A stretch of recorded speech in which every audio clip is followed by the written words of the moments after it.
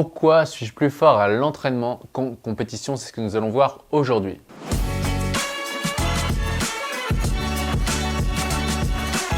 Bonjour, ici Pierre, fondateur de l'Académie de l'Haute Performance. On accompagne des sportifs, entrepreneurs et hautes performeurs à se libérer de la peur d'échouer et être confiants et sereins dans le domaine compétitif. Je suis aussi l'auteur de plusieurs ouvrages que vous pouvez retrouver dans le lien dans la description. Et enfin, rappelez-vous que vous avez le droit à un entretien offert avec un membre de mon équipe. Alors aujourd'hui, on a Maxime qui nous pose la question mon problème est que je suis meilleur en compétition qu'à l'entraînement et j'entends toujours parler de l'inverse.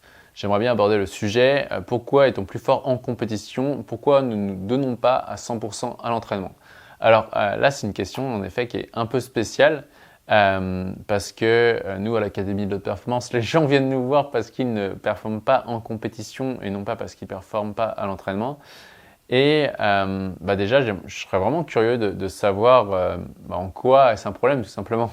J'ai envie de dire, si en compétition aujourd'hui, tu es content de tes résultats, en quoi est-ce un problème dans l'entraînement de ne pas performer et donc de voir où est ce référentiel en fait comme quoi c'est mal. Donc c'est la première question, c'est vraiment est-ce que ça te pose un problème de ne pas performer à l'entraînement et est-ce que tu es content des résultats que tu as en compétition.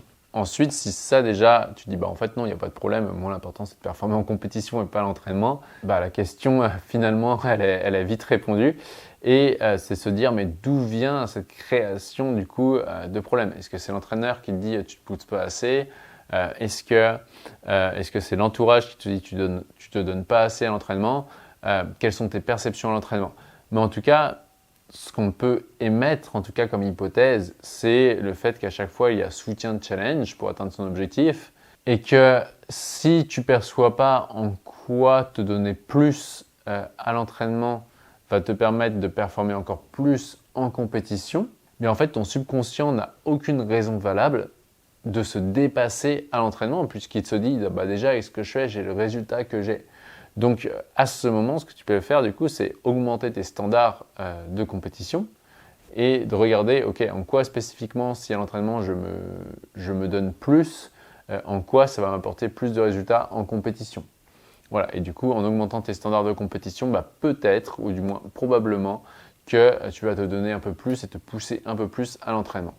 Enfin, une autre hypothèse qu'on pourrait émettre, mais là c'est pareil, vu que je ne t'ai pas en face à face, c'est que des hypothèses, c'est peut-être qu'à l'entraînement, justement vis-à-vis de l'entraîneur, tu as un blocage, un regard sur toi qui te pose et tu ne l'as pas en compétition. Auquel cas, c'est que par rapport à toi que tu peux te dire si c'est plutôt vrai ou pas, mais est-ce que tu as envie de bien faire l'entraînement pour faire plaisir à l'entraîneur? Et du coup, c'est pour ça que tu te mets la pression. Auquel cas, à ce moment-là, est-ce que à l'entraînement, tu as envie de faire plaisir à l'entraîneur et du coup, tu n'arrives pas à performer parce que tu as justement le fait de vouloir trop bien faire pour lui? Ça peut également être une possibilité si jamais l'entraîneur a un poids sur toi. Dans ces cas-là, ce que tu peux faire, c'est une dépolarisation sur ton entraîneur.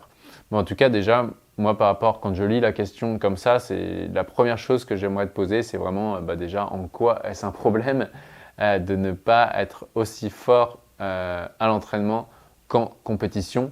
Et finalement, si tu te satisfais de tes résultats en compétition, j'ai envie de dire, tant mieux pour toi. Du coup, tu peux te satisfaire de faire moins à l'entraînement et d'être toujours aussi bon en compétition.